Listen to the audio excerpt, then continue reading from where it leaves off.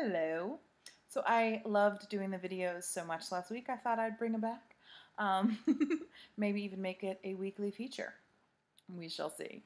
But today I want to share with you an experience that, it's common for me, and I know it's common for other folks. I hear it when talking to clients and talking to folks a lot. And that's the idea of really identifying with different parts of ourselves, believing that those parts of ourselves are the true, authentic, electric us. So I often find this happens when I'm dancing. So I do some ecstatic dance during the week, and it was a few weeks ago I was dancing and I just started to become aware, which happens, of some emotion that was coming through me. And this just felt like tired and frustrated, kind of dense. I could feel it like right in my core. And not, I wasn't identifying with that. I was clear like that was something I was experiencing, and I was breathing with it and loving it, and it was taking its sweet ass time to move. Um, and really, I started to get frustrated. I wanted it to be gone.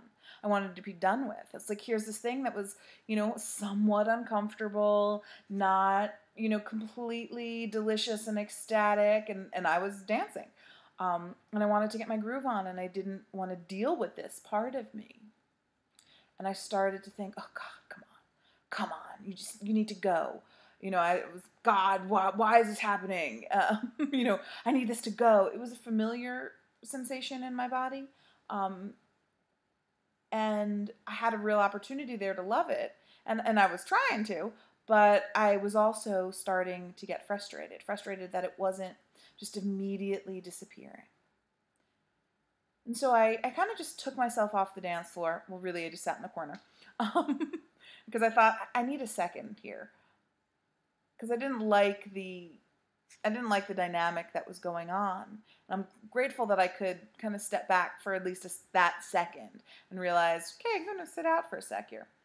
And when I sat down, I started to see that for the 20, 30 minutes, I mean, this was going on for a while, me, had started to identify with this impatience. I started to feel like that was the truth. The truth was that this was taking too long, and I needed it to go away, and I needed to get back to my center, and I needed all of these things. And I started to think, well, yeah, that's the truth. But that's not the truth. The truth was that it was fine. The truth is there was just an opportunity to love both of these parts of me. The frustration and density that I initially felt, and the impatience and anger that was coming forward from having to slow down, from having to deal with this part of me. I see a lot in myself and in others where there's this opportunity to disidentify from these parts of ourselves.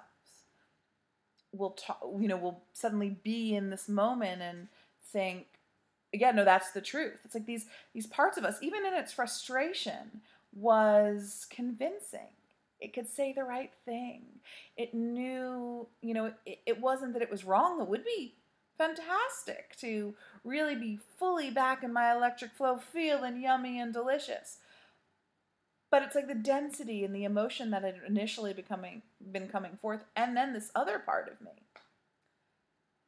They weren't, like, neither one of them were really in the way of me experiencing what I wanted to experience, which is my electricity, my electric creative wholeness. Neither one of them were in the way of that. It was just like part of me was blaming another part of me for not feeling it, for not experiencing the yumminess.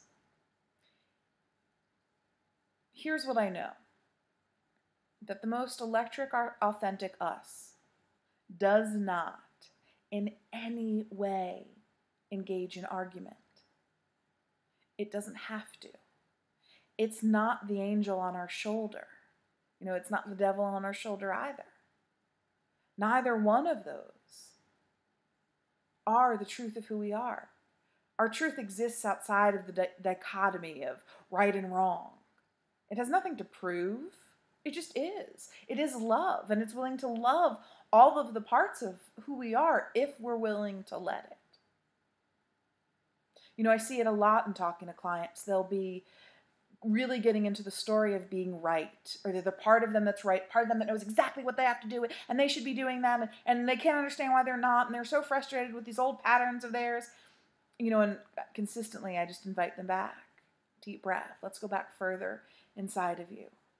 Can you find the space to send love to the part that thinks it needs to be different than it is now? Because the truth of who you are, your electric self, does not need anything to be different, because it has the capacity to see the opportunity to love in every single moment.